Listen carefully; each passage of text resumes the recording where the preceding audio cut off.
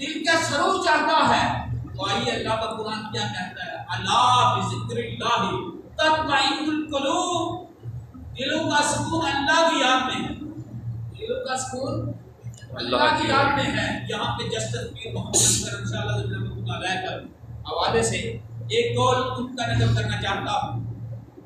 وہ کہتے ہیں کہ نماز اللہ کے ذکر کا بہترین ذریعہ ہے، مؤثر ذریعہ ہے۔ تو کس طرح کہ جسم اور روح، دل و دماغ اللہ کی یاد میں مگر رہتا ہے، جسم بھی اس کی یاد میں رہتا ہے، روح بھی اس کی یاد میں رہتی ہے، دل اور دماغ بھی اس کی یاد میں رہتا ہے۔ گویا جب ہم نماز کے لیے کھڑے ہوتے ہیں، نماز قائم کرتے ہیں، تو جسم کی غذا کیا ہے؟ خوراک، اور روح کی غذا اللہ کی عبادت ہے۔ جسم بھی اللہ کی عبادت میں مصروف ہوتا ہے، روح بھی اللہ کی عبادت میں مصروف ہوتا ہے۔ جب نماز کی طرف آتا ہے انسان، دل کو سکون ملتا ہے یا نہیں ملتا؟ دل بھی اس کی یاد میں مگر رہتا ہے۔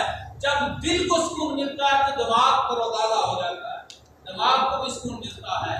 تو برادران محترم، برادران عزیز، ایک مقام پہ اللہ تعالیٰ نے فرمایا، یہ تو دنیا کی بات کی نا،